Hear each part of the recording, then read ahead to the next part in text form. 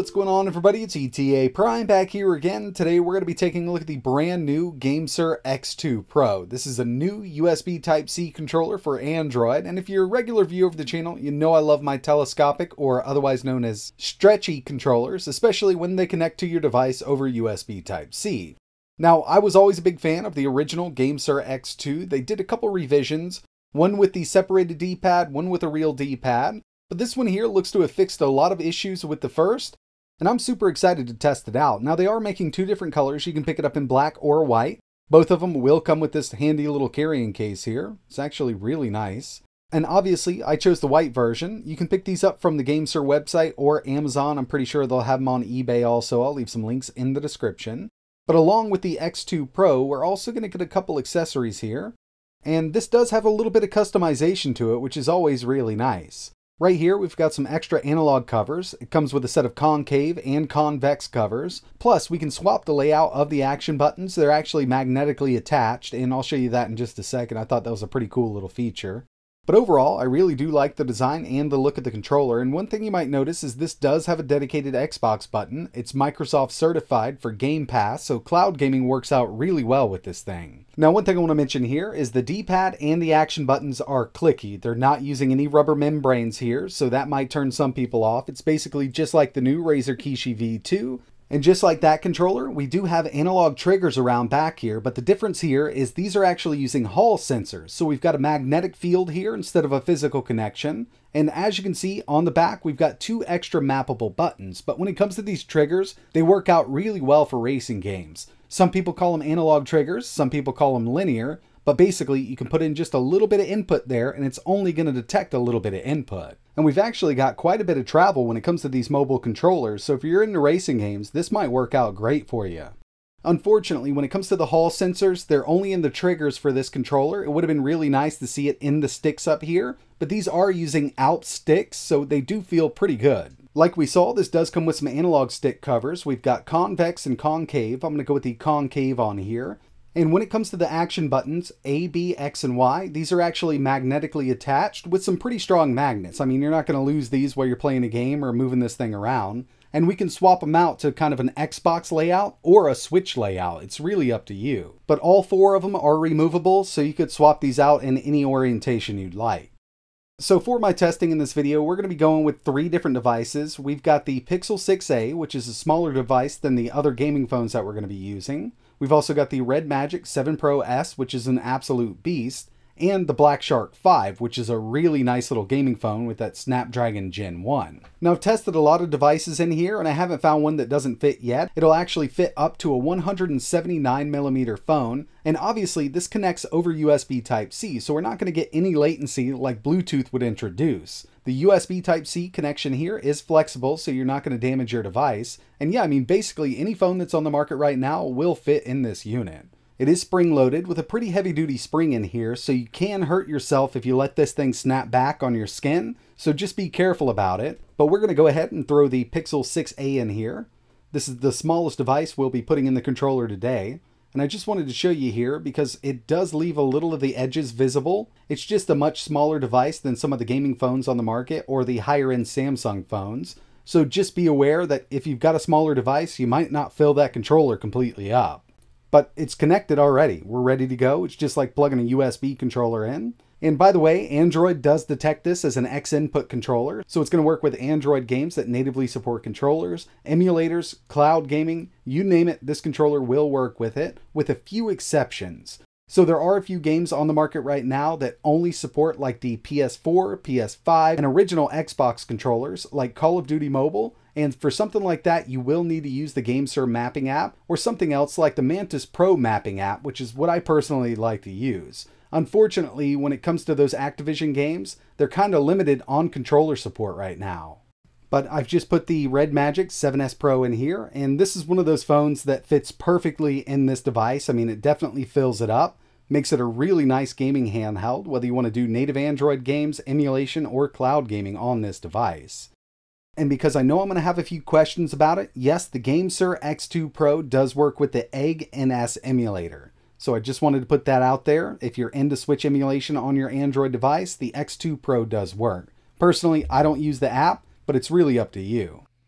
So I'm going to be starting out with the Pixel 6a, and from Google Play you can actually pick up the GameSir app. Now this app here will not allow you to map the controller to on-screen touch points, but if you head over to their website you can download their app that'll allow you to do that.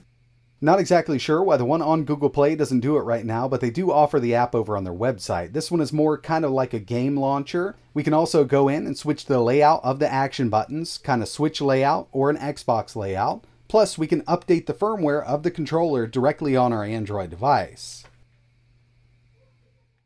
So starting off light here with the Pixel 6a and Minecraft. This is one of those games that's been on the market for a while. It works with basically every controller that I've ever tested it with.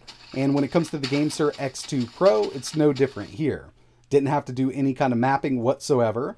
It's just a native Android game with really great controller support. And I've been messing around with these analog sticks for a little while. They're actually quite good. It's using Alps analog sticks. Of course, it would have been really nice to have Hall sensors with all of the stuff on the market right now with them. But these do work out great for gaming and emulation. Alright, moving over to a different device. I'm using the Black Shark 5 here, and since we've got an Xbox branded controller here, I figured we'd give some cloud gaming a go. This will work right out of the box. There's no mapping that you need to do. The app and the games do detect this controller, and it works great. First thing I wanted to show off were the analog, otherwise known as linear triggers, and it really helps out for racing games and emulators that support analog triggers. So with this, we've got the brake and the gas. We can just give it a little bit of gas for launch control, and it really helps out with drifting. This is something I always look for in a controller because when it comes to racing games, it's my favorite genre on Android, Xbox, PlayStation, and PC. Now I know there's a lot of people out there that aren't really into cloud gaming, and it really comes down to having a good connection, having a good stable connection. xCloud or Xbox game streaming does work out well in the area I'm in right now. I've got a pretty decent internet connection, so I haven't run into many issues. Of course, there will be more latency than playing this natively, but it's still really fun, and I've been enjoying it for a while now. And yeah, this is actually a really comfortable controller. It's a lot bigger than some of the other telescopic controllers on the market right now, but you know, if you've got bigger hands, then this might be for you. Okay, so one thing I really wanted to test out here was the pass-through charging wattage. Can we fast charge our phone using the USB Type-C input on the controller? And right now, I've got the Red Magic 7S Pro, 30 watts from this charger here. Now this phone will actually charge it up to 100 watts when the battery's much lower, but we're limiting that charge right now because it's almost full. So we've got 30 watts straight from the charger. So now I want to test the pass-through charging on the X2 Pro. Now the original one wasn't great. I was getting a maximum of around 7 watts out of it, which will still charge the phone even while you're playing a game, but a lot of people wanted a faster charge out of it. And we've got that pass-through USB on the bottom here. So we'll go ahead and plug it in. And remember, straight from the charger, 29 to 30 watts. As you can see on my kilowatt meter, it jumped up to 16.5. And I'm just going to go ahead and call it 15 watts. Actually, yeah, as you can see, 15.3 watts here. Obviously, it's not super fast charging, but it's a lot better than some of the other pass-through controllers that we've seen in the past, and this will definitely get you by. It's a lot better than charging this at 5 watts, so 15 is good to go. Next thing I wanted to do was take a look at the D-pad here. Now, I personally like a little bit of play or a little bit of pivot with the D-pad. This one doesn't have much at all. It's using a clicky style D-pad, but it does work. I mean, I'm able to pull off the moves here, and you could always use the analog sticks if you want to, but once I move down here, actually really nice. It does take a second to get used to if you normally use a D-pad with a nice little pivot to it, but as you can see, it does work out with these fighting games, and that's really important to me when it comes to emulation and a D-pad. And speaking of a little more emulation, here we have PS2 using EtherS X2. I use the automatic mapper that's built into the app itself, and the gamepad just mapped itself. It's working in X input mode, and I can hug these lines pretty well in Gran Turismo 4 with these analog sticks. Now when it comes to Redream, which we just saw with Marvel vs. Capcom 2, I didn't have to do any mapping. PSP is another one I didn't have to map anything with, and N64 using MovePin 64 Plus. And the final thing I wanted to take a look at was playing native Android games that don't natively support controllers, like Genshin Impact. I really wish they would add it. Personally, I use Mantis Buddy, and what this allows us to do is map our physical buttons to on-screen touch controls. And like I mentioned, GameSir does have their own app. You can head over to their website to download it, but I've already had Mantis Buddy set up for so long on this device here, I figured I'd go ahead and use it. And with the Mantis app I'm using here, I already had it set up with an Xbox controller, so I didn't have to do any extra mapping here. You can activate without any kind of root or anything like that, but you will need to enable USB debugging. But it's totally possible to use this controller with games that don't natively support controllers by using a third-party app of some sort.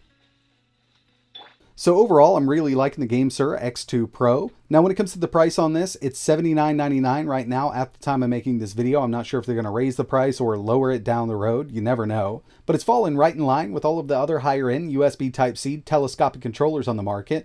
And it's actually coming in a bit cheaper than some of the other ones, and it's actually cheaper than some of the other Bluetooth telescopic controllers we've seen in the past few months. So overall, we've got some good analog sticks, a decent D-pad. Now I wish we had a little more pivot to it, but you could definitely get used to it. The triggers on this are absolutely amazing given that they're using those Hall sensors, and for the pass-through charging here, we've got up to 15 watts, which really isn't too shabby when it comes to these controllers. Now I'd say the only real competitor right now is the Razer Kishi V2 when it comes to Android devices, and that's still going to stay at the top of my list given the form factor. It's just a much slimmer controller, and personally I like it a little more, but this is coming in at a real close second. So that's going to wrap it up for this one. Really appreciate you watching. If you're interested in learning more about the GameSir X2 Pro or maybe picking one up, I will leave a couple links in the description. And if you want to see any more devices tested on this or any more games tested with this controller, just let me know in the comments below. And like always, thanks for watching.